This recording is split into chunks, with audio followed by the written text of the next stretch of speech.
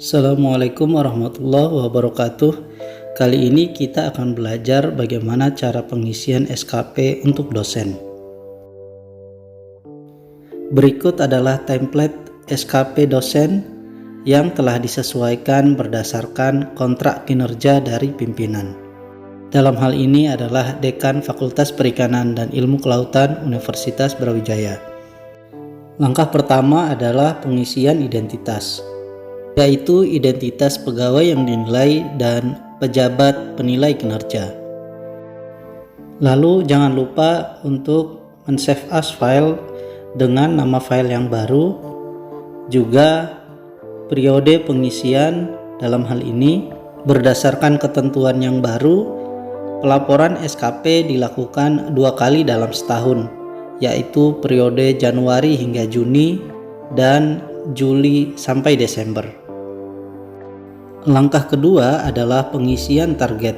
Untuk target perkuliahan, kita dapat mengacu pada jumlah tatap muka di Siado.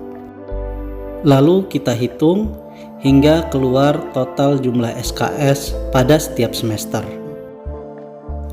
Kita lanjutkan pengisian target kinerja. Karena pada periode ini saya tidak melaksanakan kelas kolaboratif, maka pada target saya isi dengan angka 0. Tulisan yang berwarna merah kita ganti sesuai dengan nama-nama mata kuliah yang kita ampuh. Untuk pelaksanaan perkuliahan dengan metode biasa, saya menargetkan kuantitas 12 SKS, lalu kualitas 90-100%, dan waktu 6 bulan. Lalu pada poin sebagai pembimbing skripsi, karena saya belum membimbing maka saya isi dengan 0. Lalu sebagai penguji, jika kita tidak ingat berapa mahasiswa yang kita uji, kita cek saja di email seperti ini. Kita copy invitation ujian skripsinya, lalu kita pastekan pada pencarian, sehingga akan muncul semua undangan ujian yang kita lakukan. Lalu kita hitung dengan memperhatikan bulannya. Dalam hal ini karena periodenya adalah Juli-Desember, maka maksimal kalau kita tarik mundur adalah pada bulan Juli 2021. Dari sini saya ketahui bahwa saya pada rentang Juli hingga Desember menguji sebanyak 7 mahasiswa. Sehingga di sini untuk kuantitas mahasiswa yang diuji saya isi sebanyak 5 saja. Begitu seterusnya hingga pengisian target selesai dilakukan.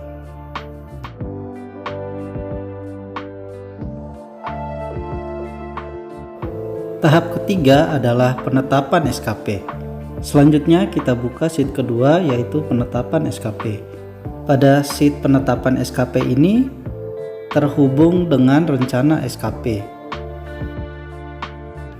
Yang perlu kita lakukan di sini adalah menetapkan angka minimum dan maksimumnya sesuai dengan target yang kita tetapkan.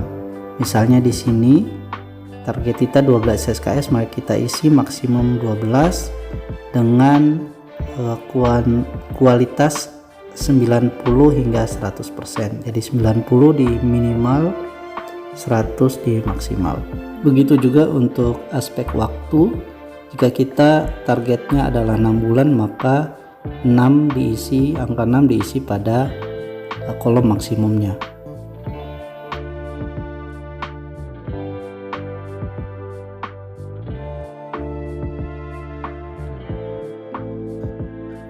Langkah keempat adalah penilaian SKP. Di sini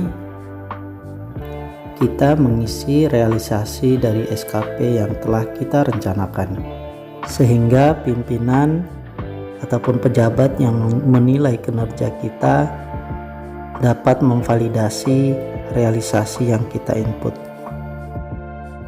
Jika kita tidak ingat berapa jumlah mahasiswa bimbingan akademik, maka kita buka pada Siado kita, lalu kita klik perwalian mahasiswa.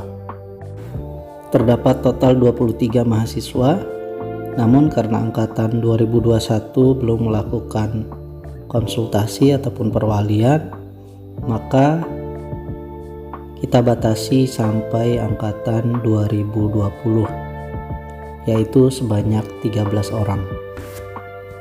Lalu kita isi realisasinya adalah 13 mahasiswa. Selanjutnya kita isi luaran penelitian dan pengabdian. Nah, datanya dapat kita ambil dari sister kita, sehingga sangat penting bagi dosen untuk selalu mengupdate sisternya. Jika ada data-data baru yang belum diinput, maka sesegera mungkin harus diinput sehingga sister kita benar-benar terupdate. Data sister menunjukkan bahwa publikasi saya di sini pada rentang Juli hingga Desember hanya ada 1 jurnal nasional terakreditasi. Lalu langsung saya isikan pada realisasi SKP, yaitu menghasilkan terbitan karya ilmiah nasional terindeks atau terakreditasi.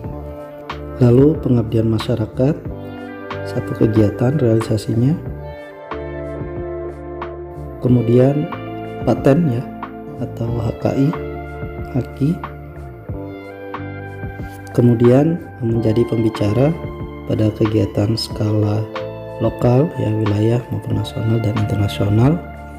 Di sini ada 1 kegiatan ya untuk memastikan kita bisa buka sister kita dan klik pembicara. Nah, di sini pada bulan November 2021 terdapat 1 kegiatan sebagai pembicara.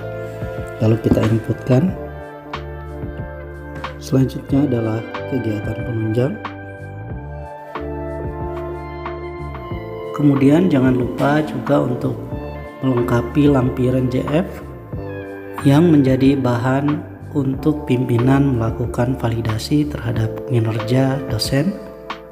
Karena poin pertama saya 0, maka saya langsung ke poin kedua. Kita hitung 10 SKS pertama, poinnya 0,5 untuk tenaga pengajar, lalu ditambah dengan SKS berikutnya 0,25.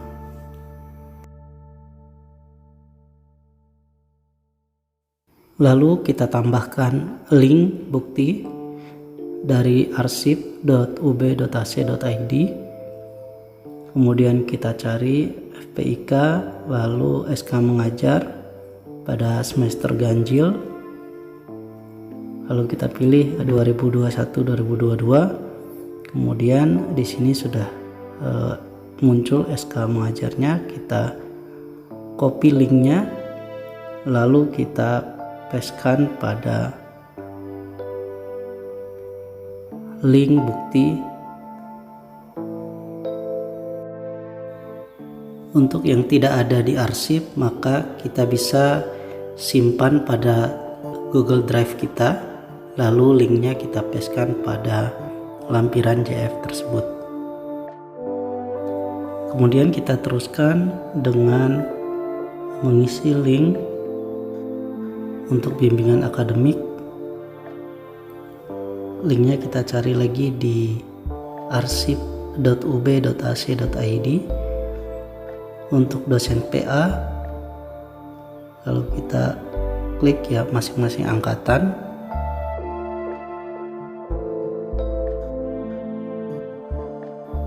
Kemudian linknya kita copy dan kita pastekan pada Excel lampiran JF.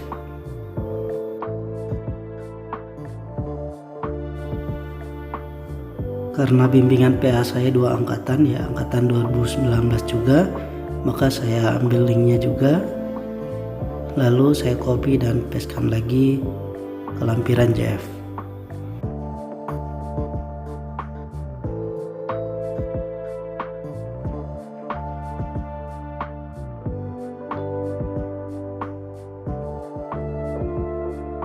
Selanjutnya kita isi link luaran jurnal penelitian. Karena saya tidak ingat, saya buka sister saja. Di situ ada linknya, lalu saya copy paste ke lampiran JF. Kemudian kita lengkapi dengan hitungan angka kredit. Di sini kita lihat bahwa ada 4 orang penulis selain penulis pertama, maka 0,4 lalu dikali dengan kum dari jurnal, dalam hal ini adalah Sinta 4 atau 5, kumnya adalah 15, lalu dibagi dengan 4 orang, dan seterusnya hingga semua link bukti dapat ditampilkan pada lampiran JF. Jika ini sudah selesai, maka berakhir untuk penilaian SKP kita. Lalu SKP kita anggap sudah selesai dan dapat dikirimkan ke pihak kepegawaian. Terima kasih, semoga bermanfaat. Wassalamualaikum warahmatullahi wabarakatuh.